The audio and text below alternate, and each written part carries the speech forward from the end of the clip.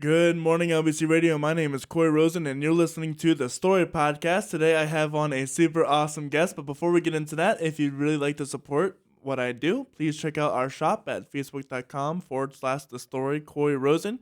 There, you can check out our merchandise. We have stickers, and we have shirts and hoodies with the logo on the front and the first 50 guests on the back. Please be sure to pre-order them before September, or else you might not get one. But today, I have on a super awesome guest, Kristen Brewer.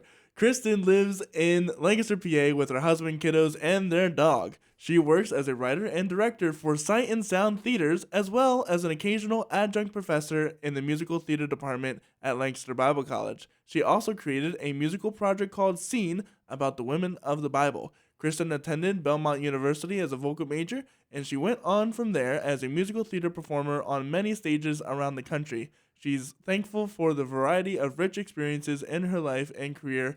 To God be the glory. You can find her work from her Scene Collective or from Sight and Sound on Spotify in the links below. Or you can check out the scene-collective.com as well. With all that said, how are you doing today? I'm good. I'm good. I'm glad to be here. So, what inspired you? Was it as a child that got you into writing music, or? Yeah, good question. I mean, I didn't really consider writing music until I was probably in high school. Like, I think, I always loved singing. And I would kind of like, I took piano lessons when I was a kid, and I would kind of sit at a keyboard and go, oh, like, I wish I could just do my own thing. Like, I remember like my fingers like itching for it, but like not having the confidence really, or the ability to feel like I know enough about how to do this and put something together. But, I'm saying that, and I am remembering like vocally at least coming up with some different things, but never feeling like it was my thing. So I kind of, when I went to Belmont as a vocal major, I had roommates that were composition majors, and I was, in music classes and learning more about theory and everything. And so I would kind of like take those like tools, those fundamental foundational things, and privately, like in a practice room, I was around tons of people who this is like all they did, what they did. So I was like, I would never consider I still don't consider myself in their camp, which, maybe the Lord's working on me about that. But yeah, I would sit there very privately and like put things together and go, oh, I like this and I like that. And so being a singer, being an actor, being a storyteller in that way, I really felt like a baby being a storyteller in the way of like crafting music. And I still kind of do, honestly, but I've definitely grown and I'm thankful. So at what point did you start feeling comfortable in yourself and releasing your music to other people's ears? Yeah. So actually pretty late. So I used to work with pretty heavily with a theater company in town, and Prima Theater, and they did Mitch Nugent, who's a good friend, was like, hey, let's do an original Christmas show. And I was like, okay. And so he had a guy in town, Ron Barnett, who was going to compose it, but he was like, hey, I'd love it if you like played with some lyrics and stuff. Cause I did do some writing, some scripting prior to this. And he was like, I think you could, try to do some lyrics. And I was kind of like, okay, yeah, I think that'd be really fun. I have no idea what I'm doing. So I partnered up with Ron Barnett to write this original Christmas song cycle. And I found for myself that lyric and melody came pretty close together. I was like, oh, I have a hard time separating them for me. But like, I did. He would have a melody and I would backfill it with lyric, or I'd have a song idea and we'd sort of work together. But then my quickest work, I guess, came when I had time to think about it, and lyric and melodies were coming together. So there were a couple of songs where my melody stuck and he sort of arranged and filled it in, and then, or he would have a melody that I would backfill with lyric. So there was, definitely a confidence that came from that. It was kind of crazy. It was like, hey, I'm not like really writing songs, showing them to people. It was like, hey, do you want to write a show? Right. Sure. So I wrote that. and we did a few performances of it. I think it's made some reappearances over the years. But Dan Deal came to see one of these shows, and he was like, "Wait, did you help write this?" And I was like, "Yeah, I did. It was fun."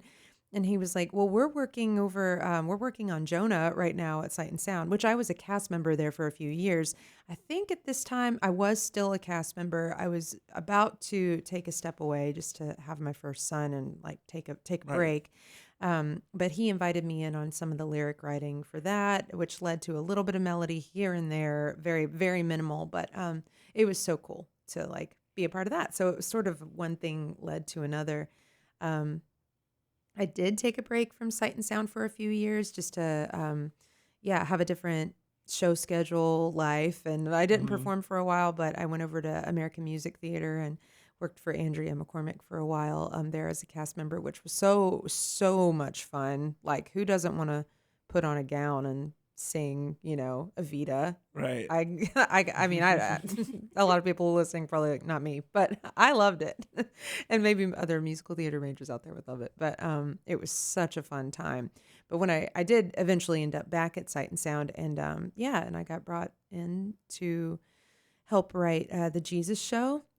So that was very much. Sorry, I think I'm No, go not ahead. really giving you like a straight answer. I'm sorry. Like, and here's sort of a story, but it is. It's like This lots is of little pieces. Well, that's why it's called the story. The story does call the podcast. story. Okay, so I'll just keep going with it then. See, I'm on brand. I'm in theme.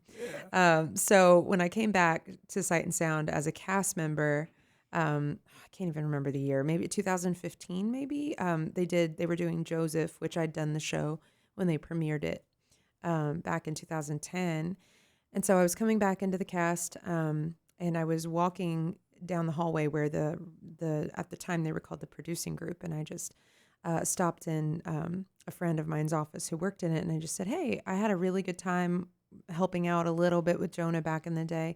If you guys need any help on whatever's coming up, let me know. No pressure. I just enjoyed it and would love to help." Mm-hmm. And he kind of looked at me like, interesting. And I was like, this moment just changed, and I'm not sure how. But I ended up in an interview with the guys over there, and and then they were, awesome and excited. And so I ended up co-writing the script for the Jesus Show with Josh Shank over there, he's awesome. And then kind of the same thing. He said, "Hey, would you mind writing lyrics for the songs?" And I just kind of told him I knew my process a little bit at this point, and I said, I can write lyrics for the songs. That's fine, or help guide them, or throw ideas out. I said, but generally lyric and melody come pretty closely together. So instead of just sending like a list of words, what I'll probably do is craft something around it and send it, and then you can like take it or leave it and borrow what you like out of it. So that's how it started. And there were some songs that did, this is a template, this is an idea, this is a concept. And it was given to the actual composer who was hired. So Don Harper is his name. He's awesome. He's worked on several Disney projects and all kinds of films. But musicals, he's worked with Sight and Sound a few times before. So yeah, he was on for the Jesus Show. And so I would sort of send out these like little rink-a-dink demos, but Josh, who was the producer, writer, director of the Jesus Show, he was like, I actually like this version of it. And my mind was blown. I was like, what? And so he was like, let's use this one. Let's use this for this moment. That was really, so Carrying Christmas, which was the Christmas song cycle, that was the first time like theater music had come out of me and had like people heard it. And it was sort of like, this is my first time doing it and people heard it. So I think there was something like to ripping the Band-Aid off and just being okay with people listening and evaluating. And it all kind of went together at the same time for me, writing and then showcasing it quickly. So I got acclimated to that kind of nerves, pain, fear, Right, of course. excitement, all like in the beginning. And Jesus, the same thing. Like, oh, okay, well, this is, the second thing I've done in this way, musically. And to have those songs become part of the DNA of the show just meant the world. It was surreal. It was surreal. especially for such a big show like Jesus. I know. It It was a was lot. it It was was a lot of pressure. oh, I'm sure Yeah. this is the penultimate character of the Yeah, Bible, right? yeah. I mean, it helps. He doesn't sing in the show, which sort of helps. Like, I don't know, not helps, I guess, but a A little less little less, pressure. yeah. But yeah, I got to. It was if you've seen it or I have seen it, oh, okay, yes. great. Yeah, the mom. I call it the mom song. That is sort of the pocket I've fallen in. I tend to write the mom songs at Sight and Sound, which I love. But I love Right. writing the mom songs. But this was Mary at the tomb and Mary at the birth, and it's a Mm. duet between young Mary and present Mary. So that was one that was just such a gift, and that came so fast. I think I wrote that in like 30 minutes. Really? Yeah, maybe 30 minutes to an hour. Like it was just having such a full understanding of the scene, knowing what Josh wanted for that moment, and just sat down at a keyboard, and sometimes it happens like that. Yeah. And it just flowed out, and I was like, and there it is. Like that's the moment. Like, Lord, that's the moment. It was kind of it's a sweet memory, honestly, between like I feel like with the Holy Spirit. Mhm. It's a sweet memory with it. But yeah, I think in that show too, there's Dorian. He's the demoniac, the guy who gets delivered from demons, and so he saved this one. And then Mary Magdalene has a song in a rain curtain, and Mhm. those are the ones. I think that's it. Yeah, those are the ones that stuck in their sort of original version, which was really special. That's awesome. Yeah. How does that process then work for you? Mm. What do you have to think about character wise? What do you have to think about biblically wise in Yeah. order to faithfully adapt a story that is only words, Mm-hmm. right? Words of stuff 2,000 plus years ago. Right. How do you bring that into first off into the English language, Sure. Yeah. and then furthermore into actions? Yeah. So I love, I'm a big believer in context. Mm. And I think that if you read a story at face value, you'll still get, I mean, it's the word of God. It's living, it's breathing, it's active. Like it's going to work. So I don't believe that you have to understand Hebrew or know everything about ancient history to appreciate it. But I do think, I think it's Tim Mackey, Bible Project. I think I might misquote it, but sort of like the Bible is like music. If you just like to listen to music, then you can hear it and appreciate, this is beautiful, this moves me, this influences me, so you can appreciate it on any level. But if you understand music, if you're a musician yourself, if you're an instrumentalist, if you're a vocalist, and like you can look and see, you're just going to appreciate different things about the symphony in different ways than you would if you were just sort of a consumer, a Just consumer an of average music. goer, right? Yeah. Like you can still appreciate and love it. But even someone who's not a musician themselves, if you even have someone who's proficient at listening to music and appreciating and understanding. So yeah, we can all ingest the Bible and it will always work. It will always do something. But the more you understand about the context of the world, things about the language, nuances of the language, callbacks, cross references within the Bible itself. Like, why is this story in here? Well, it's actually alluding to this story, several scrolls ago that bring this one to life. So I think I think what studying these shows can do, or at least what it does for me, is it sends me on kind of a treasure hunt. I feel like throughout the Bible. I always come out of a study process, especially with, one of these like biblical characters. I feel like I always emerge just appreciating the Bible as a whole more. Have you ever That's good. seen the graphic of how many of the cross references in the Bible? I don't know. No? I Oh don't my know if I gosh. have. That is something you should look up. It Yeah. is this it's this giant book, and it points out places along the Bible. Like it lays out all the books, and then all the lines you see are cross references. That's awesome. And there's like a million. Yeah, right. It's uncountable. Yeah, I mean, we know this, but it's Of it's a course. masterpiece. Yeah, right. It is a masterpiece, and it's like something. It's fun because if you're reading, and like if you see something that seems random or seems weird, like pay attention to that and go, ugh. Like even if it makes you uncomfortable, I don't know what to do with that. Go on a hunt. Like Search for it. Yeah. search for it, and partner with the Lord about it. Like I've started. It was interesting there. I mean, there were things biblically that I used to kind of like. I'm like, okay, I believe the Bible. I trust the Bible. I trust you. So I'm just gonna just go with like that's good. And there's an element of that, absolutely, that Sure. we have to do, because most of the time those things like come in conflict with what we want, Right, or of what we course, think is of right, you know. course.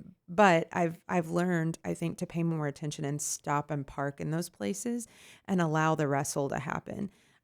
Partly because it's, you know, God is, you know, clear something's rubbing me the wrong way, and I'm like, how is this coming against like maybe my culture? How is this coming against my worldview? Am I trying to force the Bible to into my worldview, or am I letting the Bible create my worldview? Like which one? And so I've just learned to park in the weird stuff and go. But maybe I don't come out fully understanding it, but I can come out most of the time appreciating it and understanding because of cross references or because of this aspect of God's character, whatever it is. So I'm answering your question again in long form, but I think, understanding, like creating people, right? Taking them, whether it's sight and sound or seen, like taking them from being a name on a page to a person who was like us. And you go, okay, well, I can't really, this is like where my acting nerd is going to kick in.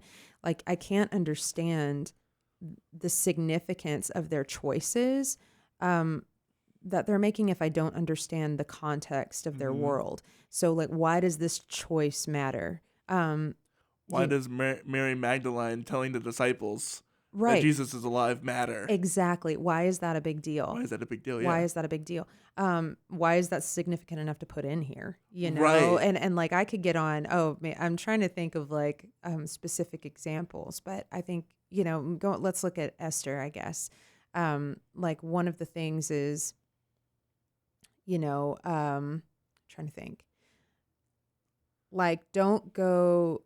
You can't go see the king, right? And if you go see the king, I mean, they spell it out. If you go see the king unsummoned, like you could die. You could die. And we read that and we go, I mean, that seems dramatic. It seems weird. It seems like we don't get that. Right, of course. But if you understand who Xerxes is historically as a character and as a person, then you go, whoa, like this dude literally whipped the sea when his ships sank in battle. Like quite literally whipped with a whip the sea. 100%. Like, yeah. Executed all of his generals because they failed. And then he marched them into the sea? Something like that. Yeah. I don't remember the specifics. He burned the city of Athens to the ground. Like this was a dude that was like not afraid to kill people. He was ruthless. Or he was ruthless, but he was also like sort of, he was high highs, low lows. Like he was, because I think it's Athens, when he burned Athens, which was like just the shining jewel of like the epicenter of learning and beauty and incredible stuff. He torches it because they stood against him, but then he like weeps in his tent for a week, like loud crying, like people are like, this is a tortured person. Right. And obviously even just like biblically, look at what he did to Vashti. Right? Vashti, I can get real nerdy about this stuff. I'll hang in there. But Vashti had like a double pump of royal blood, and Xerxes' authenticity or his credibility of being on the throne was like always kind of in question. Oh. And so Vashti was sort of the thing that was like, oh, this is kind of what makes him the acceptable king. When he got rid of Vashti, that is not going to make him friends. And so like the story of Esther is wrought with murder plots, right? And you go, oh, it makes sense. Not only did he like get rid of the thing that sort of authenticated him as king, or that like at least in the public's view or in his circle, he then proceeds to, on terrible advice, take all of the eligible wives from the next generation of men in his entire empire. right? Like the cream of the crop, the best of the best. He like took them for himself. That's not going to make you popular either. No. So he was just, anyway. So I'm saying all of this to say, like, we read the book of Esther at face value and you go, okay, I get it. Don't go to the king or you die. But when you read it and you understand who Xerxes is as a person, you understand the actual danger that Esther has been in from the day she stepped in that palace. Right. This is not like a cushy situation. This is not a beauty pageant. This is not a Cinderella story in the Bible. This is an intense political drama. Yeah. And you go, oh, that changes things. Oh, very much so. You know what I mean? So anyway, I think like that's not necessarily like a cross-reference example, but understanding the context really helps you understand the character of the people that we're talking about. Yeah, because it's so easy to go through the Bible and be like, oh, that's weird. And then, Yeah. but old people, right? Old times, right? Oh, that's just something I can't get. Right, yeah. But you can. And because if you know who Xerxes was, what he's, and then making the connections, oh, that's Xerxes, the guy I learned about in middle school. Right, yeah, yeah. Or whatever. 300, yeah, that's that 300, guy. yeah, it's I mean, that dude. yeah. And then you start to realize, oh my gosh, because bringing all the women to the palace, oh, it must be nice to be accustomed to in such a way, Right? But people don't realize the power dynamics that were there. That Exactly. you could not be, you couldn't look him wrong. You couldn't. Nope. You couldn't be one hair out of place or else gone or thrown out into the streets. Yep. It's not especially as a woman back in those days. No. No, it's something that probably looked beautiful on the outside and was like hellish inside. Absolutely. Like, yeah. I mean, absolutely. And they were used. I mean, there's no question There's no about question it. Like about they it, were, yeah. But it's Esther's the book that doesn't mention God, right? Right. Yeah. Which we kind of went against because that's sort of part of I think from what I understand. Now there's probably a lot of people smarter than me that would listen to this and have lots to say, but from what we could tell in our study and in our process, like part of the intentionality of that is it's almost like an illustration within even the way the book is crafted.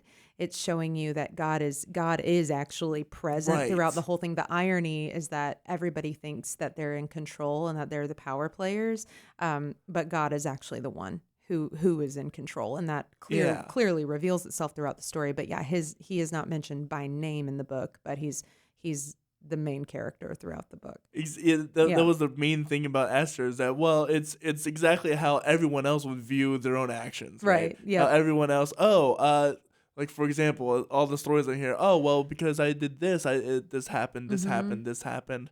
I did that all by myself. No. Right. No. Yeah, exactly. Right. Yep. And it all comes back to God just pushing you, moving pieces different way. Because who knows why Dan went to your Christmas story. Right? Yeah, 100%. And hindsight is 20/20. Like, especially if you're looking at it through the filter of God in your life. And I remember, I was just going through photo albums last night, which I still have photo albums, by the way. But I looked at this picture and it's me. And I don't know how old I am. I'm probably maybe a freshman in high school. And I'm standing there at this mic and I was like, where was I? And then I had this like, whoa, drop moment of I was at a student life tour. And this is significant because this was the only student life event I ever went to. Student Life is like, it's a company that tours around. It does camps and tours. It brings a speaker and a worship leader. And back in like my day, that specific one was like Vody Bacham and Chris Tomlin. And they were together on that tour, right? And I was like there, just there living life. And they had a drama team that toured with them. And they would do these incredible, like, for lack of a better word, sketches, but they were a little more elevated than that. They were so creative, so poignant. And I remember thinking, I'm going to do that. I want to do that. So I got up on this stage. I took a picture at this mic. I wasn't supposed to be up there and I got off. And then when I graduated, like that was like that's what I'm going to do. And when I graduated high school, I think it was the summer, maybe after I graduated, I went and I worked for them. And then from there is where we met a friend that told us about Sight and Sound. From there is where I met my husband. Oh From my there is where, gosh. I got so much like ministry foundation. It was like just ministry intensive. It was so wild. And so I did that for 3 years off and on. And then, I ended up in Lancaster, Pennsylvania. So I'm sitting here with you today because I went to that tour when I was, in either 8th or 9th grade. And I was like, that's what I want to do.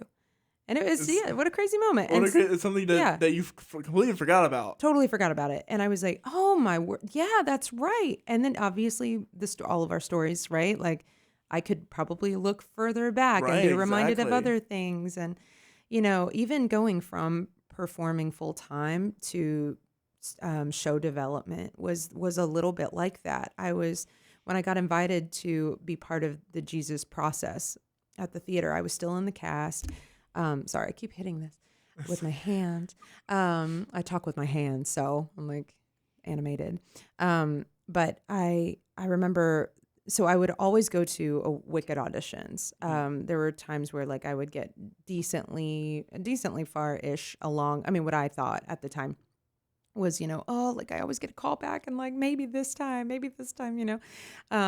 so, Elphaba was like goals and, of course, and so I got called back for Elphaba and I got called back for Nessa a couple of times. And I was like, okay, one of these days it's going to happen. You're talking about Broadway. Yeah. Oh, okay. Yeah. Which was so what they used to do, anyway, it's kind of a long story, but, yes. But I'm bringing that up because it was just usually an opportunity that I didn't want to miss. And something happened when I was offered that shift. There was a Wicked audition the next day. I was going to drive to New York, go do the thing. And I was like, I'm not going to go. And something just shifted in me. Like, I was like, why don't I want to go? Like, I literally was confused in this moment because I can be pretty driven. And it was just like suddenly the goal, I felt it shift and I was praying about it. And I was like, Lord, like, why am I okay with this? And, this is going to be such a cheesy phrase, so forgive me, but like I felt this was like words that I felt. And I don't know if you guys or if you've ever experienced that, but like a phrase. And it was like, sort of like, I'm fulfilling your true dream. And I was like, I don't think that was from me because that was a little weird, but could have been for me. I don't know.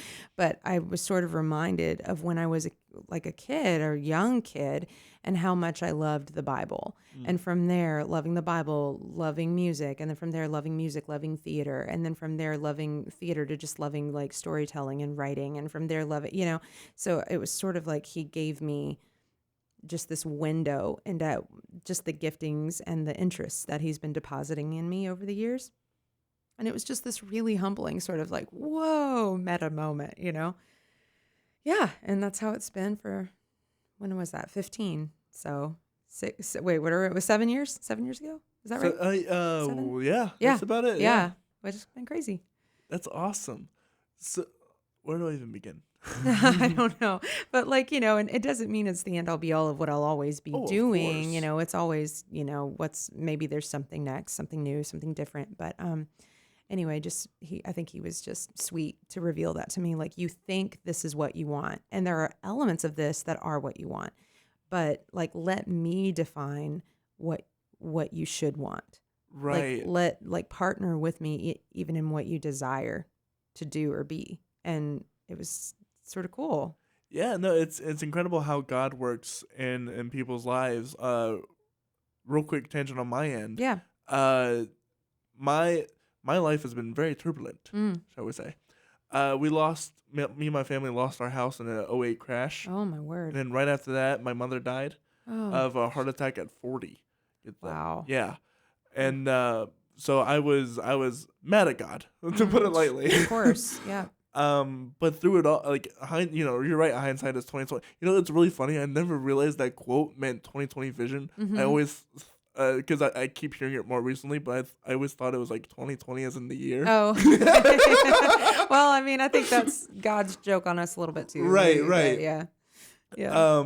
What I realized is that, well, first off, my grandmother on a whim decided to move closer to her daughter, and Mm, that's how mm. that was where we went after we lost our house, because she Wow. was just there. We would have been homeless otherwise. Yeah. Uh, and after that, my mother donated her body to science, Okay. and so we found out later on that had she kept living, that her organs were in such a state that she would have been almost a burden to us. She would have been in Mm. so much pain, Oh my had to have so much goodness. so much stuff happen Wow. to her that she might have been a burden to us. So Mm. and Nobody knew how sick she actually was right, then. so Yeah. so she was taken away peacefully, and Mm. I had to be the adult and be like, well, you know what? I'm glad that my mother went away peacefully, not in Mm. pain. Mm. Rather, I wouldn't want her to live in constant pain and Yeah. suffering. Goodness. Yeah. So it's crazy how God works things, but Yeah. still there's a point to it all, Sure. right? It's all a journey. Sure. Um, I'm curious, what is the journey to make a sight and sound production? Oh, wow. Yeah, that's great. Here, I'll answer that. I want to say, like, when I was, I definitely didn't have the death of a parent, and Mm, I still haven't, thankfully. But trying to think, when I was 11, my parents divorced, and my dad mm, was a Baptist minister at the time, and it was just a small community. It was a wrecked community. So I just wanted to say, like, I can relate to being mad at God and going, I trusted you. yeah, And like, I trusted you. And like, because I've given you my life, I think we feel, I don't know. I I mean, deserve I better. deserve. There's an entitlement that comes with I Hmm. trusted you. I've given my life. I don't know if you were saved at that time or not, but like I was saved really young, and yeah, I just thought, and I felt a sense of betrayal, Yeah. confusion, all the things that come with something like that. But with my dad specifically, there were things I was upset with, and I would project and attribute those to my heavenly Father as Hmm. well, and go, well, when are you're gonna leave? And so at a very young age, I sort of like renounced him, and I was like, okay, we're done, because that's me. Right. Like I'm all in, I'm all out. Right. But As if you have any control over the relationship, exactly, right? like we're done here, and he's like, okay. Okay. Anyway, so Sure. I just I want to bring that up because I think that you're an artist as well, Hmm. and those things, like that pain, obviously, like you can look back and go, why didn't you intervene in certain ways, and why didn't you change it, and why is this the way it is? And I think he can handle our whys, Hmm. as long as we're surrendered to the what. And there's a level of definitely things that I have been able to pull from and resource, like that have been fruitful. Oh And yes. we're never fruitful for our own sake. We're fruitful so we can like help nourish and heal others. Right. And so I go, man, like I've seen his goodness, and even if it's like me being a hope story for a parent who's got a wayward child, where I'm like, hey, I was like the wayward of the waywards, and like, and God moved and did something, and I don't know that your story will be the same, but just know it can happen. Like, no, keep praying. Like, I know that I'm the result of an intense praying community. Oh yeah. And like, so it's easy to focus on the pain and focus on the disappointments and the betrayals in life, but like, man, think about the people who prayed and who helped. And like, oh, you're here and where you are. And even if you're not there yet, if you're asking questions about those things, it's probably because people are praying for you and engaging in your life. And And yeah. and who knows? Like, I wouldn't be the person I am today Yeah, without any of those events. absolutely. And you're right. The amount of advice or I've been able to give because of Mm-hmm. those things, because of whatever, and the passions that I have now because Mm-hmm. of those things, it's so much more fruitful Yep. than had it not. Granted, I'm sure there would have been a plan either way. Sure. This is just how it is. Absolutely. Like God's best doesn't always come to fruition, like or God's intention. Oh But yeah, but it's a journey. it's a journey. But the beauty of it is like there's actually a line in Esther. It says God has a plan. There is an enemy, and we have a choice. And Mm, what those things mean, it's like God has his best for us. He has plans for you, plans to prosper us, not to harm us. But we've got to surrender. We've got to work with him. We've got to trust him. There is an enemy that is out to kill, steal, and destroy and lie. It's the father of lies. mhm. So we can either partner with him or we can partner with God. Like that's who we have a choice. That's what we have a choice about. And isn't the line is he's preparing me for such a time as this? Yeah, for such a time as this. Yeah, and like that's all one of the things, like you want people to walk away, especially from that story, but just in general, with you are who you are, where you are, how you are for a reason. Like God has us, everything about me is something that God wants to use and can use and can redeem. Like we may not have the ideal story, but we all have a redeemable story. Like there's redemption that is possible for every single story. And that's the beauty of God is like, are we entitled to good things? Are we entitled to like, no pain or no conflict or anything like that? No, we're absolutely not. But what we are entitled to are his promises because he's given those to us. I mean, I don't say entitled, but like we have those promises that we can say we can claim those and go, he is with me. He is for me. How do I surrender to and live for him in whatever this situation is? We have the ability as believers to live beyond our circumstances. And anyway, so to Sight and Sound, to creating a story. So it's about a 3.5 to 4 year process to build one of the shows. Yeah. So that I'm starting at like the decision point to research and prayer and so to completion. Yeah. How do you decide when to recycle shows, when to put on new shows? Well, I don't decide. That's right. Yeah. No, I don't decide. I do not decide those things. Yes. But we have a leadership team at the theater that they just it's a combination. I think of prayer and looking at patterns and things like that, and they just try to follow discernment. So how does one take, because Noah, for example, you didn't work on Noah, but Noah is a very short passage. Right, sure. Very short, whereas Esther, you have a whole book. Right. Jesus, you have the 4 Testaments, plus more, right? Yeah. But for Noah, you have such like almost, what is it, like a chapter? Just like one single chapter? Maybe. Or a few chapters? Yeah, I think there's a few in there. But you take that relatively small passage and expand it into this 2-3 hour. Well, how long is it? Oh, I think it's two 2.5 hours. A little over 2 maybe. 2.5 hours of story. Yeah. With a whole lot of extra characters. Yeah. How does one? I guess you can maybe talk a little bit about David. Sure. And how one, because David has an expansive life. Yep, that's how do you cut that down? Yeah, well, I didn't write the script for David, so clarity, but like my really good friend Jeff Bender did, and I say that Jeff, like it's always a team, right? That's the thing at Sight and Sound is like, yes, we have titles, it's always a team. So Ryan Miller produced David, and Jeff Bender was the lead writer, and then Chris Wirt was the director for the show, but they all sort of everything influenced each other. Gabriel Wilson was the lead composer. So I was part of the music team for David. So I was, semi close to the process at different phases, but, what really helps,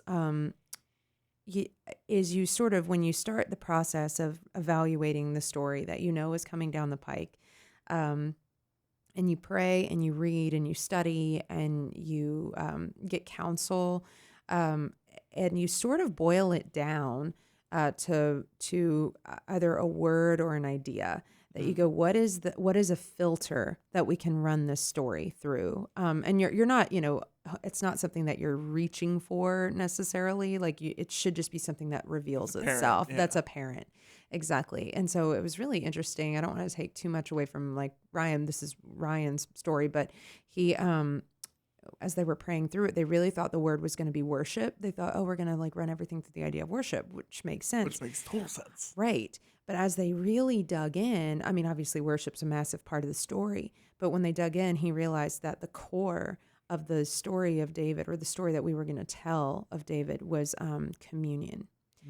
Communion with the Lord. And that's where the worship is birthed from. So it was like even going like a step deeper from worship into like communion with the Lord. Like he was a man after God's own heart. That's what they say, right? Exactly. So, one of the lyrics that comes up a lot in the show is I am after your heart. He repeats that a lot. And so it's just, what is that's the thing to take away from David's story, like his ups, his downs. It was high highs, low lows with David, and some sharp left turns with David, for sure. So he didn't always live perfectly, but he ultimately he repented and he surrendered, and he was with God. He didn't depart from him. He even questioned, "Where are you?"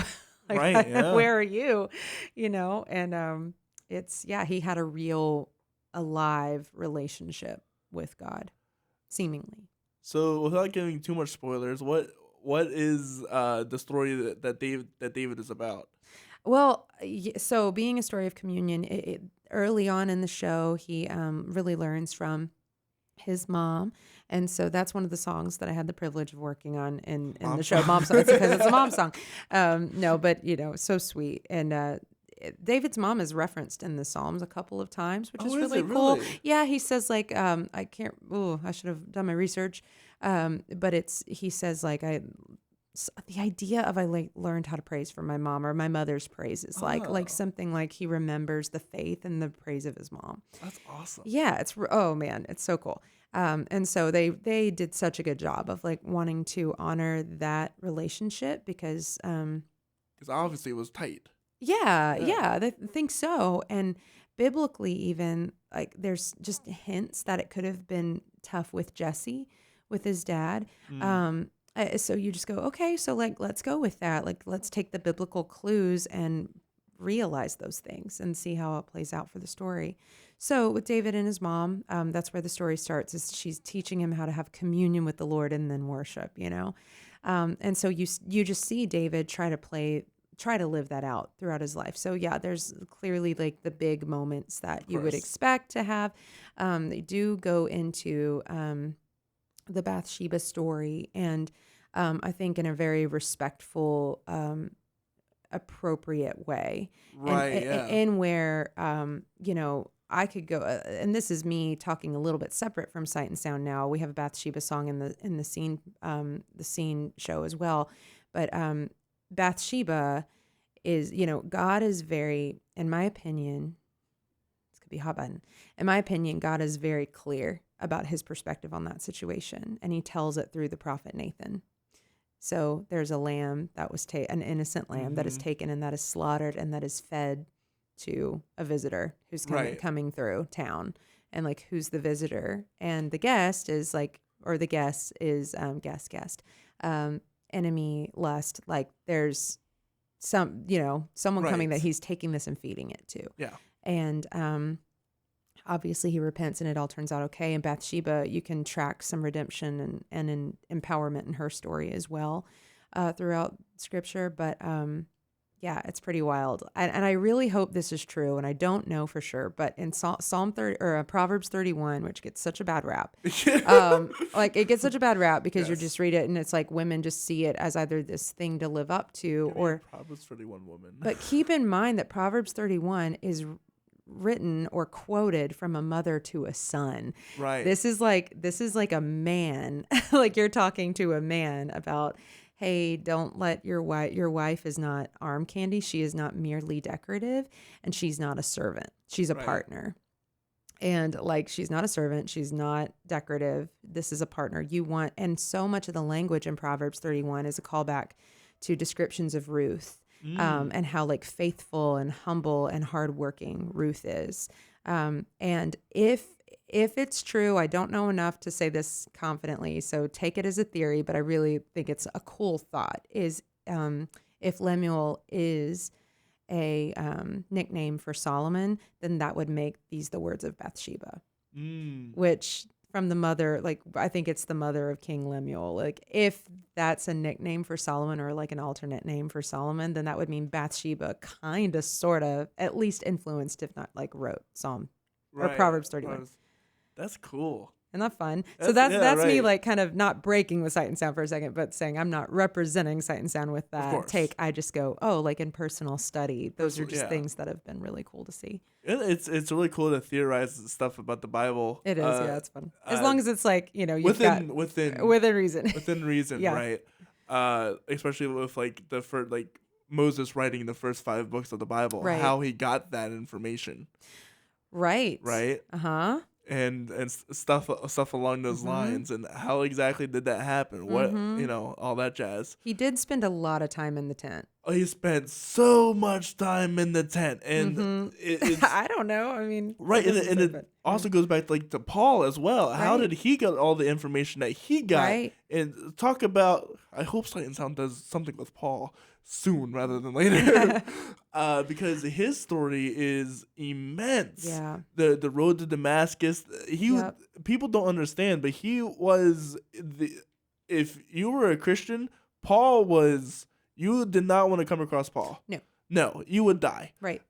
Straight up. He maybe the Xerxes of Christians. Right. Yeah. Right? Yeah. I mean, he was so zealous, and he thought. I think that's the thing. Like, gosh, like what a cautionary tale, because Paul thought he was serving God, even in those murders, and in that oppression. And he's like, no, I'm doing this in the name of God. And God literally stops him and says, yeah, keep my name out of that. That's not me. You're actually persecuting me. You're not helping me. And so I go, oh, okay. Like, let us, Lord, help us have eyes to see. Yeah. Like, how are we need to make sure that like we're not judging or oppressing in your name, that we're helping you and that we're aligning with you and having your heart for it.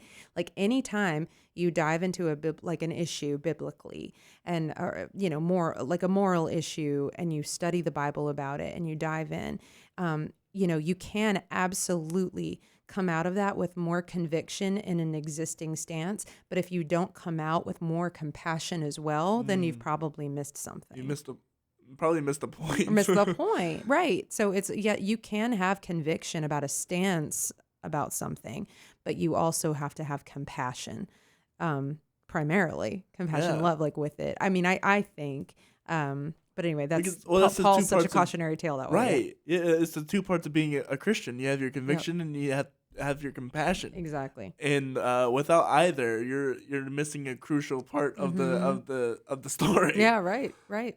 So I'm curious, how did you start the Scene Collective? Yeah. So I was working at Sight and Sound. I think I was was I? Hold on. Sorry. Timeline. Right. I think I had worked. I was in the middle of my kind of break from being at Sight and Sound, but I have a friend, Josh Harnish, who's just awesome. He's a great songwriter in his own right, high creative, just ministry minded, loves the Lord, like just such a solid guy. And his wife is one of my absolute best friends, Jacqueline Harnish, and she's also like my favorite human to sing with. She's incredible. And they were doing these Christmas house concerts. And so they invited me to come do some of them with them.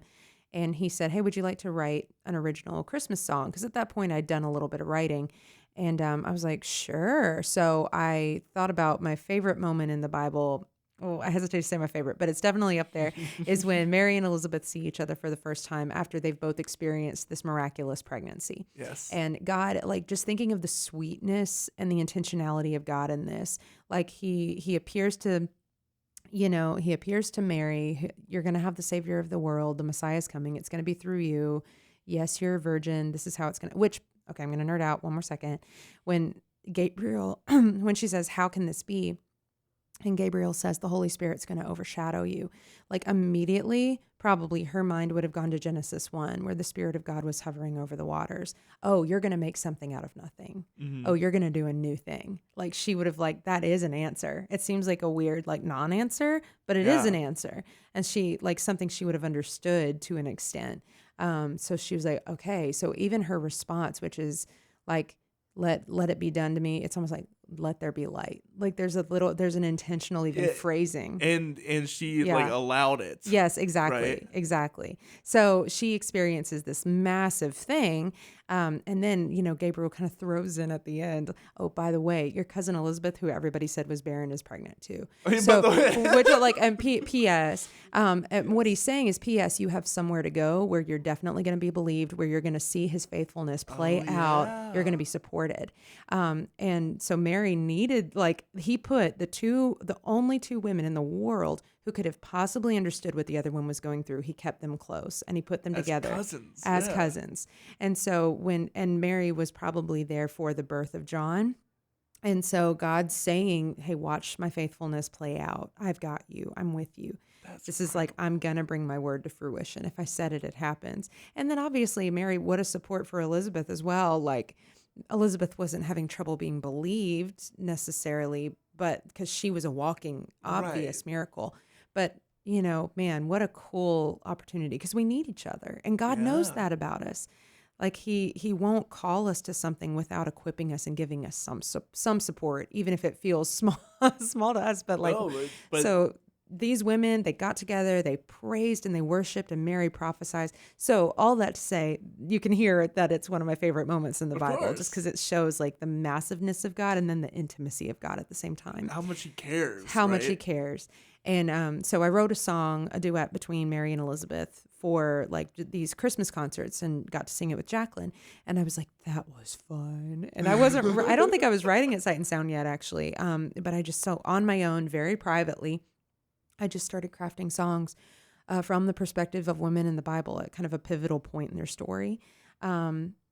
Or a defining point in their story. And I eventually had to run it through a filter, just because I was like, oh, who do I go to next? Like, what do I do? And so I stuck with the women in the bloodline of Jesus. I told my mother-in-law that I was doing this, and she was like, oh, this sounds like a cool Christmas thing. Would you like to come down to my church in Texas and perform this as like a Christmas event? And I was like, sure, I guess. And so put it together. I roped some friends in, and they were awesome and willing. And so we all went to Texas and did a Christmas show with this music. And that was how it was born. That was 2018. So there was a while between like the writing and the actually putting it out in front of people, but it's been special. So we have the flagship song. Yeah, the flagship song. So this is, it's sort of a worship song that's over the whole project. It's called I Am Seen.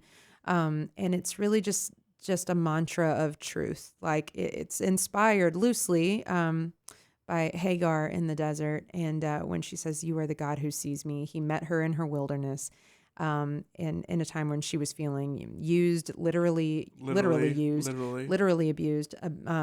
She's running for her life. So how bad would it have been, there, if you think about it?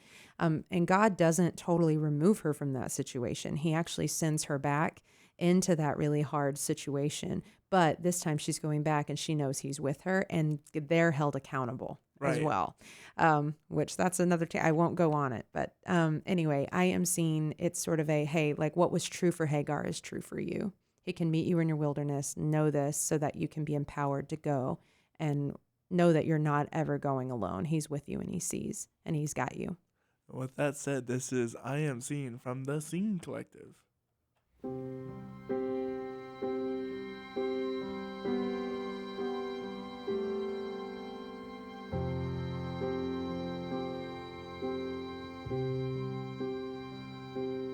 I have hope, I have relief, I have protection, I have peace, I am loved, I am redeemed, I am forgiven, I am seen because of who you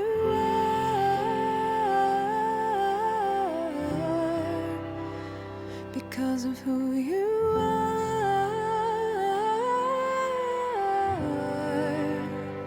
because of who you are, because of who you are, I am seen.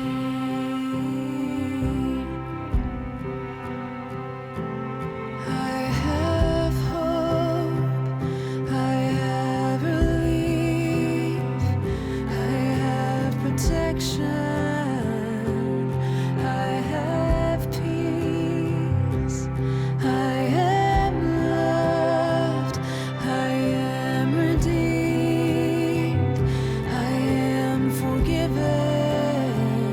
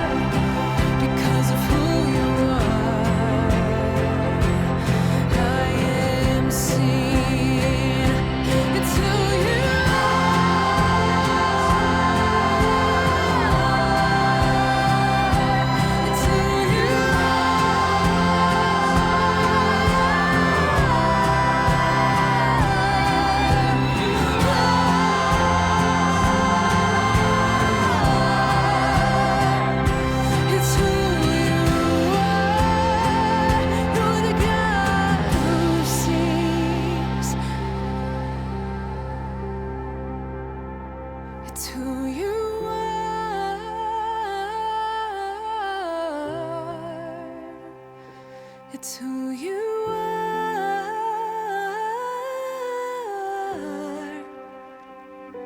It's who you are.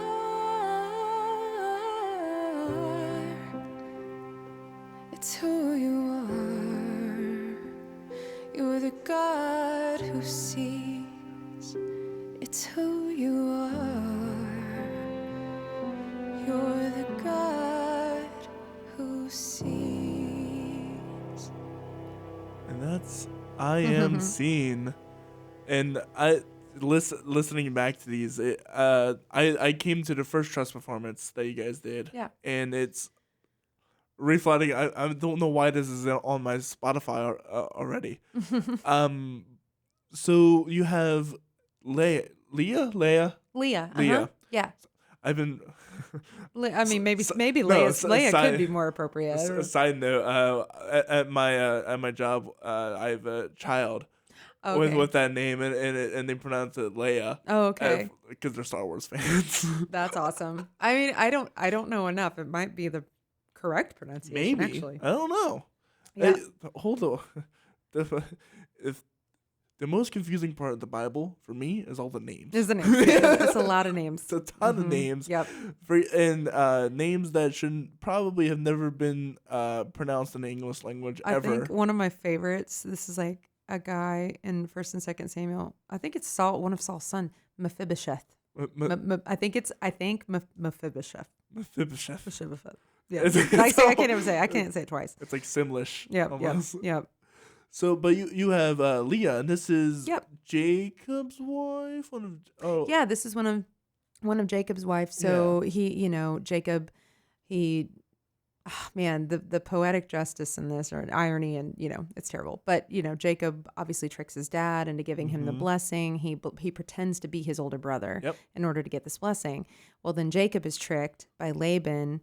Laban makes Jacob think that he's marrying the daughter that Jacob loves, Rachel, but he's actually disguised Leah as Rachel. So it's a flip, there's a flip in the story of siblings impersonating each other in order to get a blessing. Now Leah, I want to make it very clear, I don't think Leah had any agency in this situation. Of course, right. Like, this is her dad saying, you go do this. So she was unwanted and unloved to the point that God intervened and said, he starts blessing her with these sons. And, children back then, pregnancy meant something different than it does now. It meant stability. It meant favor. It meant wealth, inheritance, security. So God's saying, like, God's taking care of her, even, because maybe Jacob isn't. God saw he was unloved, or she was unloved, so he opened her womb. And so she has like baby number 1, and she says, okay, maybe now my husband will love me. She has baby number 2. She says, okay, well, maybe now he'll want to spend time with me. She says, baby number 3, she says, okay, well, maybe now he'll look at me sometimes. Right. Baby number 4, maybe he won't leave. And then or baby number 4, I think, is Judah. And she says, this time I'm going to praise the Lord. So in this moment, she sort of rejects the need for the faithless love of Jacob, and she accepts the faithful love of God. And this is and who performs? Oh yeah, this is Jacqueline Harnish is singing this one, and she's awesome. She's such a good storyteller. And this, but you wrote all of this. Yeah. Okay. This is Leah, however it's pronounced. Yeah. By the Sing Collective.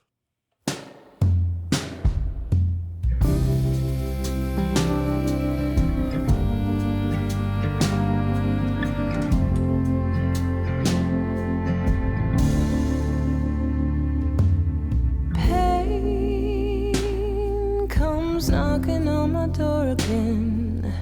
Normally I let him in.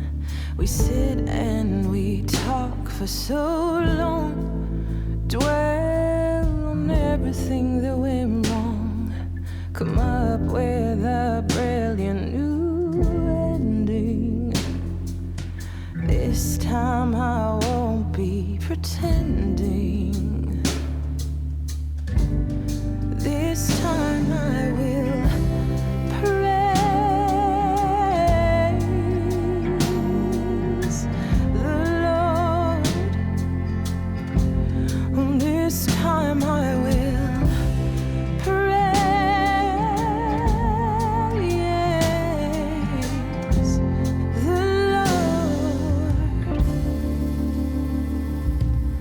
Love passes by me in the night, slips away into the light, and hope raises her ugly head. She's demanding to be fed. I won't give her what she's expecting. This time I won't be reflecting. Oh, this time I will praise the Lord. This time I will praise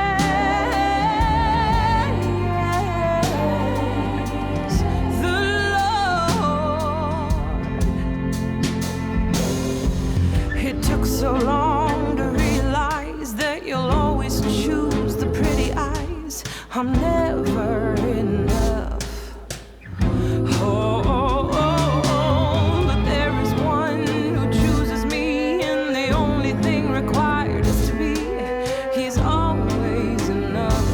And now I finally see. This time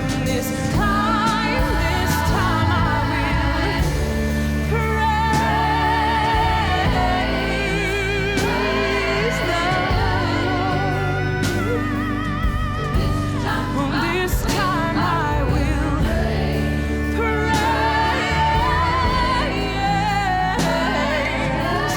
the Lord. This time I will praise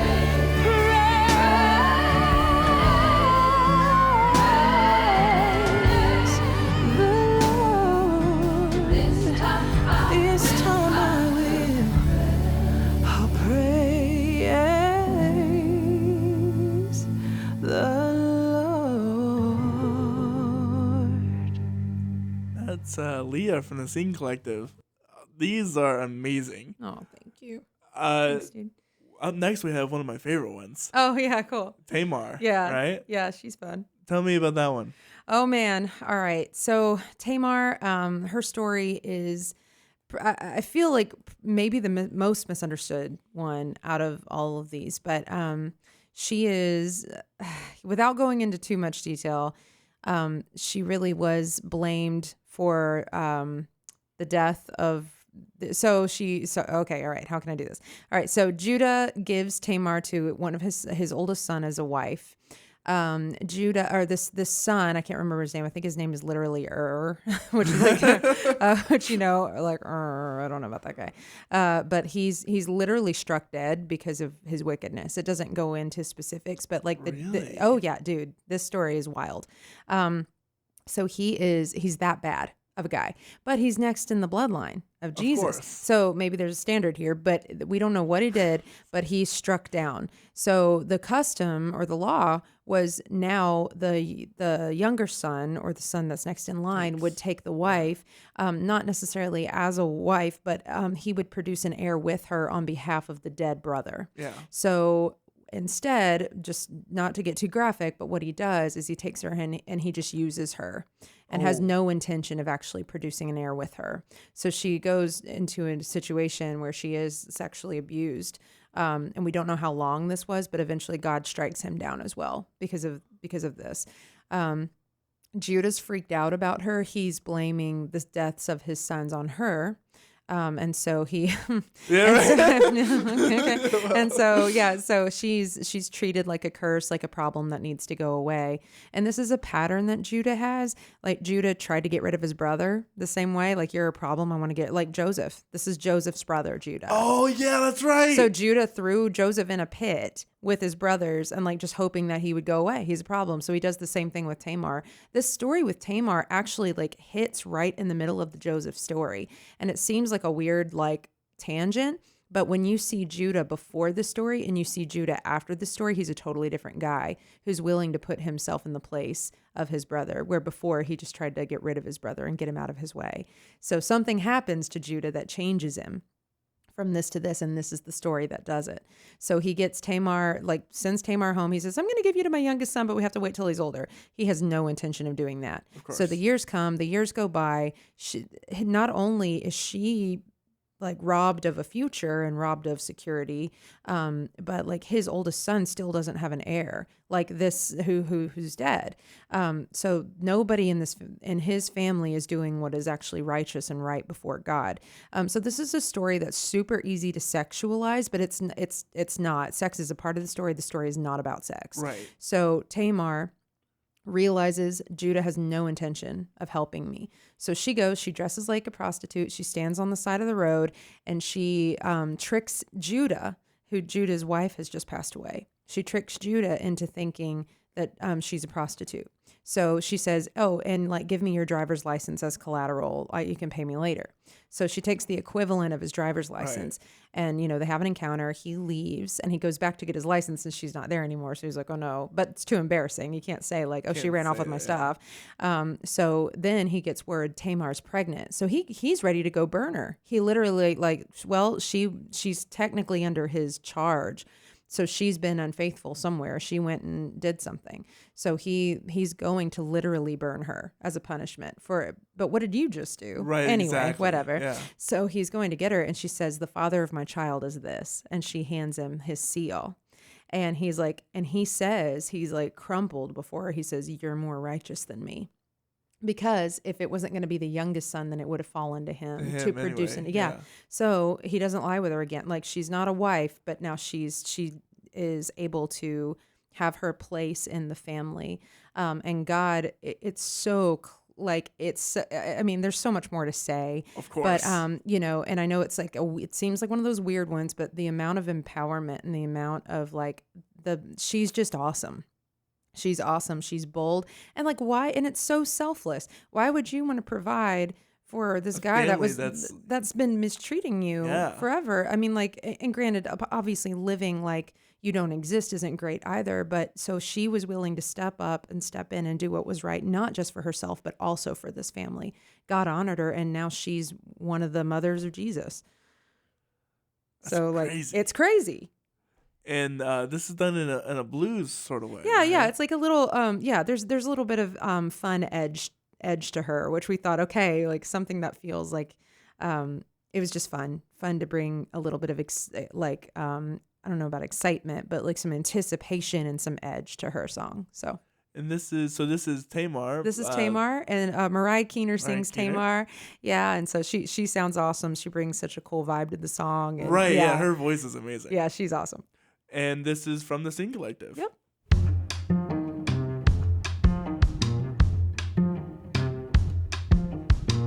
All I know is I don't deserve the blame. All they do is review and serve the shame. And I have eaten it for too long. He's afraid, he's in pain, he has known loss. But he's a man and he can control my cost.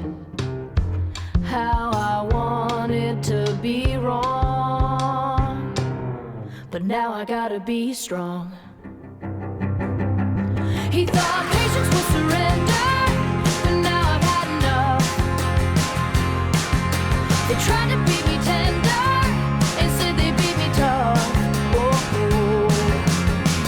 Wrong and right, black and white, it's not smooth, it's rough.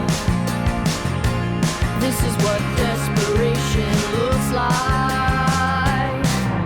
Deception on the roadside. Hide away, do not say what's on my mind. Never doubt, never shout, choose to be blind. They chose to break the rules first. This is crazy, but it can't get worse. He thought patience would surrender, but now I've had enough. They tried to beat me tender and said they beat me tough. Oh. Wrong and right, black and white, it's not smooth, it's rough. This is what desperation looks like. deception on the roadside. Is there something you can bless? Is there beauty in this mess? I'm trading black veils for red after years of pretending I'm dead. Hey, your will is my desire. You'll save me from the fire. I know you care, so I will dare. My patience will surrender, but now I've had enough. They tried to beat me tender, instead they beat me tough. Wrong and right, black and white, it's not smooth, it's rough. This is what desperation looks like. This is what desperation looks like. This is what desperation looks like. Deception on the roadside. That was Tamar by the Sing Collective. It's one of my favorite ones. How do you decide the style, the genre for each of these characters? Yeah. So, a lot of it is just feeling like the vibe of their story and going like, again, with that one, it's she's a rock star, and like I wanted to treat her like a rock star a little bit. So that was part of it. And like even like with Leah, like it was such a, there's a lot of pain she's working through, but it's worship. Like she's having a genuine praise and worship moment, like with the Lord, like full, like I'm yours, and so, I think you get to the heart of what the moment is that they're having, and then like kind of capture a musical essence to that. But, it doesn't stop with me. So one of the things that I love the most about doing Scene is, I generate the content, I flesh out the content, and then I love getting to invite people and to influence the content. Yeah. And so probably the biggest collaborator that I've had so far is Aiden Davis. So she is she also she was lead composer as well with me on Queen Esther. She was also part of the David music team. So and she collaborated heavily on Scene and getting Scene to both the stage and to the speakers. But she's incredible. So she's our keys player, but also arranger, and she's, been band leader occasionally as well. She was also one of the co-producers on the album. And then, Melissa Brune is the cellist, and she's next level. So we were working with our engineer was Craig Alvin, and he's done just a crazy amount of stuff. Probably the most. The one with most notoriety is Casey Musgrave's Golden Hour. He engineered that album. Okay. And so but he's also done lots of Christian praise and worship over the years. But anyway, he was listening. I feel like you need to know that about Craig, because this moment won't make so much sense, but it just gives weight to the moment, I should say. So she's in there and she's like, dun, dun, dun, dun, dun, dun, like she's just going crazy in the studio with this cello. And he stood up, he was like, "You play that cello, you play it." Like just the amp talk. It was he was so impressed with her, so blown away by her. And then our other producer for the album was Gabriel Wilson. So he's also the head composer, the lead music team writer for David. So there's a lot of crossover. We all get to know each other and work together. But he was so great jumping on board. So he did Tides for Bethel. He did Mercury and Lightning for John Mark McMillan. And I mean, so many other things that I did. I'm like, I don't know. Yeah. So he's an awesome dude. And so he came to one of our shows, the show you saw at the Trust, and he was like, I want to produce this. I want to help this, and he was such a good, like, helpful ear during like learning music business, because I'm like, I don't know nothing. I know nothing about it. And like, and I'm still like, what do I do? But he's been a great friend and resource and collaborator. So a lot of the styles that you're hearing, he was very helpful in influencing and directing. And he's such an out of the box thinker, but somehow you're like, but somehow it's right. Right. He's so cool. So there's so many things and people that you're actually hearing. And he's like, yes, like It's my deposit, and I generate it and, flesh out like the vision. But bringing people in that have different abilities and voices, that can influence the DNA of it and like get it to where it actually needs to be is like one of the coolest parts of the process. So how many is this strictly in the line of Jesus? So the music that's currently out and available is seen in the line, and it's all in the bloodline of Jesus. And then I've just written, and we did it at the Trust Palm Sunday this year, but seen face to face, and that's the women who came face to face with Jesus during his ministry. Yeah, so there's like Woman at the Well, and Anna when she sees him as a baby, and we've got the adulterous woman, Mary Magdalene, Mary of Bethany. Yeah, so we've got a lot of new ladies to hear from. But yeah, we're playing those live right now. We don't have those available, but Gotcha. Yeah, hopefully one day. So what is it like what is your favorite song that you've? I literally can't. I can't answer that because I think, they're like, it's like children. Yeah. Like they're all my favorite for a different reason, I think, so I'll say some of my favorites. Well, I can't, like, I literally listen, which thankfully, there's none that I listen to and I go, oh, like, I just kind of wish we'd done this. Like, there's something that I truly love about all of them. That's good. Yeah, I'm very, very thankful, but it's not because it's me. It's because of all these incredible, it's because of the community. That's exactly right. The community that has been so generous and gracious and has come along and influenced it. So how about what is one of your favorite stories of the women that you've written about? Right. Oh man. Well, the one, obviously the Mary and Elizabeth story, it's just, that has been one of my favorites for a long time. I think Tamar has unpacked so much for me. The one that we just heard. Oh, yeah. Yeah. Like, I think not really understood, like that seeming like a weird story, but when you just learn more about it, you understand how cool it actually is, and it she was. And Bathsheba a little bit too. Bathsheba is, you just look at the tragedy around her story, but ultimately how this was somebody that left a good legacy. And I think that we do these women a disservice when we're the ones who are determined to, sexualize them or demonize them, judge them. We're judging them. And the Bible actually isn't. Right. Yeah. It's not like the Bible says, oh, she was this kind of a person. No. Right. And like with Bathsheba specifically, she gets a bad rap because she was bathing on a rooftop, but she was actually it was a ritual bathing to cleanse from her monthly time, which is in there to show that she wasn't pregnant. Right. That's why it's in the narrative. It's not to say she was being like promiscuous. Hey, up there on the roof. And no, whose house is higher than the roof? It's gonna be the king's. Right. It's not. Yeah. And he's supposed to be gone anyway. So there's a level of she's up there actually doing something really beautiful and holy, and she's following the law. It's showing that she's righteous, and it's showing that she's not pregnant. Right. That's why it's in there. So we've made, just with lack of context, we've made things. We've imposed things. Things. Yeah, exactly. We've projected things onto them that the Bible doesn't actually intend for you to do. That's incredible. Yeah. So that, I think those maybe, Tamar and Bathsheba, just because I feel like they really unfolded, I think, for me in a way that I didn't expect. So what's next, do you think, for the Sing Collective?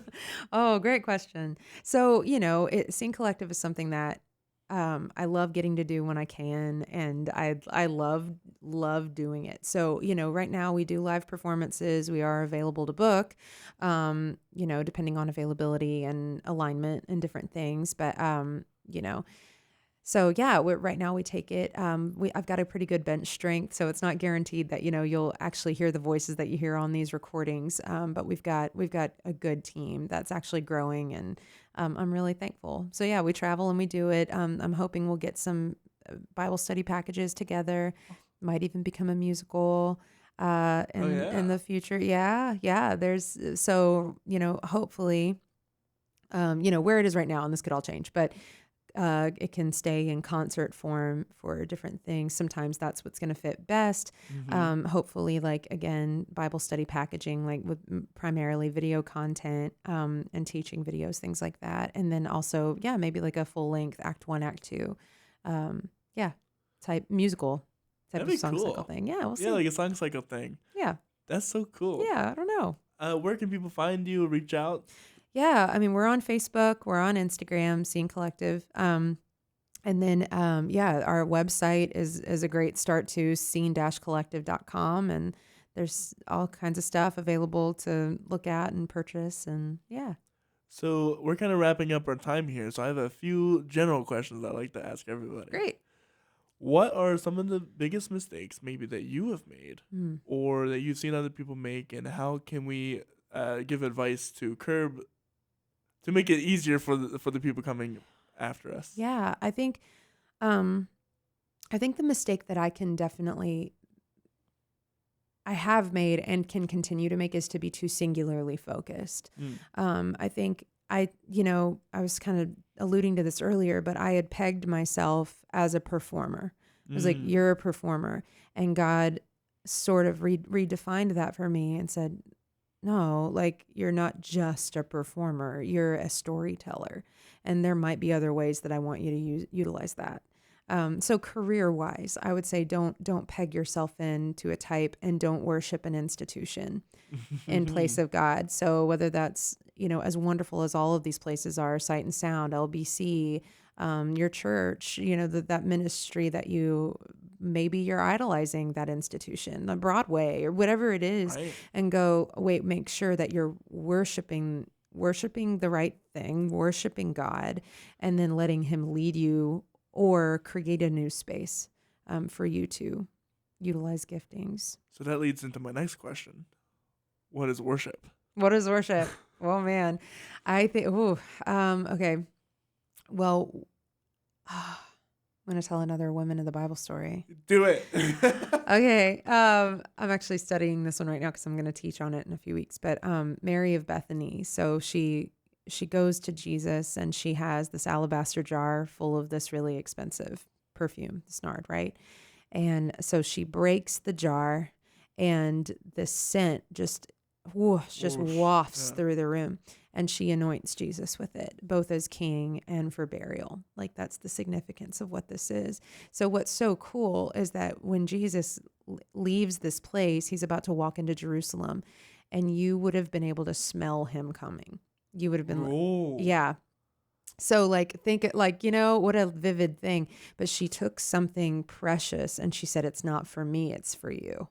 And when she broke it, when she was willing to break that precious thing or put it at his feet, everybody knew he was king. And I'm like, that's what I want my work to be. That's what I want my life to be, is to break the thing that's precious to me, or be willing to break the thing that's precious to me. And yeah, leave it at his feet so that people can know that he's king. There you go. Yeah. That's awesome. Thanks. What is one thing that you wish you had known when you first started? Or one thing that you know now that you wish you had known? I wish I had known that not everybody knows as much as I think they do. And like, I wish I had known that I don't have to wait to make decisions until somebody can give me the exact answer. Like, and I'm a big believer in wise counsel and in community. So I'm not saying don't talk to people more experienced, but don't necessarily wait to do what you feel called to do until you feel like you have all the answers. And if anything, honestly, the scene journey has probably taught me that more than anything. I've never felt more insecure and like an underdog, I guess, like going into a business, like, yes, I know music. Yes, I do music. Yes. But I do it in this way, and I do it in this place and in this context. Right. I don't go and do like my own thing here if it's not like theater or writing a script for a commercial or something. I don't go and do ministry on my own. I don't go and do arts on my own. So it was just, I think I'm very thankful for generous, compassionate people who are like, honestly, like, I don't know. And I'm like, what? and when they say, I don't know, they're like, yeah, you kind of just have to figure it out. And I'm like, which I don't always, there's part of me that likes that, and then there's part of me that hates it. Yeah. But don't let that stop you from doing what you feel like you're called to do. At least take a step. Yeah, and the theme of this podcast has really been just do it, right? Yeah, sure. Because that was a large part of me or stopping me from doing this podcast was well, I have to do this, I have to do that. Yeah. I don't know how to do this. Forget marketing. Right. Finding a spot to do this. All the equipment that would be necessary. Yeah. And I was just making it too big, and all I had to do was just ask a simple question, right, and then get started. Mm-hmm. And it's so hard to get up and do something. Yeah. Especially when you don't have foresight. Yeah. You have ideas and plans, but there's no concrete evidence that this is going to work out. Right. But that shouldn't be the point. Right. That's not the point. Yeah. That's exactly it. Yep. Yep. And being willing to like redefine your definition of success. Right. Yeah. Like hold the idea of success open, like with an open hand, and let God define that, and don't worry about defining it yourself. Right. Because the bar will always move. The bar will always move. Mm-hmm. And oftentimes it's not even money. Right. It's just doing it yourself, being able to, okay, now I can actually talk to people. Right. Right. Right. Before this, I couldn't talk to people. I'm an introvert. Okay. A hardcore introvert. Wow. But now I can do this. I would not know that. Right, exactly. Yeah. Nobody would know that. I mentioned this before the show, but I have sort of a stutter, and my mind works way faster than my mouth could ever hope to. Yeah. But people don't realize that until I tell them. Yeah. And it's the way that God is using this to further me and to, bring people back to their old memories. And it's incredible what can happen if you just do it. Yeah. And throw it on the wall, see what sticks. Yeah. Absolutely. Quite literally, and people don't realize that this is exactly what everyone else is oftentimes doing. There's no set way to start a business. There's no set way to do music. Right. There is no set. There's a common theme. Sure. But that changes for every single person. Mm-hmm. So, what is one piece of advice that you think you could give to any actors, musicians, songwriters? Yeah. That you uniquely have something to offer. I think kind of back to what we were saying about even just the Esther show, like you are who you are, where you are, what you are for such time as this. Like you're needed. And what you have to say, like your voice, however that manifests itself creatively, is needed. And so I think knowing who you are, knowing what you bring to the table, like being willing to assess yourself objectively, and go, okay, what am I uniquely good at? What's the difference between what I want to be good at? Why do I want to be good at that? Why do I want to be good at that? And then, but what are my actual giftings, and how does that influence my art, my creativity? So I think, objective self-awareness, self-honesty is huge. And then you can figure out what it is you uniquely have to say and bring. Oh, I love that said. This has been a lot of fun. Yeah, it's been fun. You can find Kristen at all of her Spotify links, The Scene Collective, thescene-collective.com. Check out all of her work and go see David. Yeah, go see David. Go see David at Sight and Sound. It's awesome, you guys. I never get sick of it. It's so cool. I tell you what, I saw Queen Esther and I was like, yeah, it was great. If you've never been to Sight and Sound, by the way, it's this amazing 3-side stage out. Yeah, it's a 300-foot wraparound stage, yeah. 2,000 seats. It's massive. It's a massive. massive experience. You can get a seat up front, and you can look ahead, and then you can look all the way to your left, and there's still stage. And you can look all the way to your right, and there's still stage. Right. Yeah. There's always something to take in somewhere. So yeah, be sure to go check out David. They're running it until December, right? Yep. December. So you got plenty of time. Be sure to check that out. If you like this episode and want to support my work, please be sure to check out all of where we're at. We can find us anywhere. Just search up The Story Corey Rosen. That's CORYROSEN. You can find us on all streaming platforms and even YouTube, where we will start posting shorter bite-sized clips, because an hour and a half is a Sometimes a lot to sit through in one sitting. So be sure to check out there. Also, check out us tomorrow, where we're gonna have one of my good friends, Silas Angelino. Oh, fun. He's a worship leader. He's also got some really cool music coming out. I'm super excited to catch up with him and talk about all the stuff that he's been going through. And if you really want to support us, please be sure to like, subscribe, share. Check out our shop where we have stickers and shirts and hoodies with the logo on the front and the first 50 guests on the back. With all that said, I hope you guys have a wonderful rest of your day, and we'll see you guys later. Bye. Bye.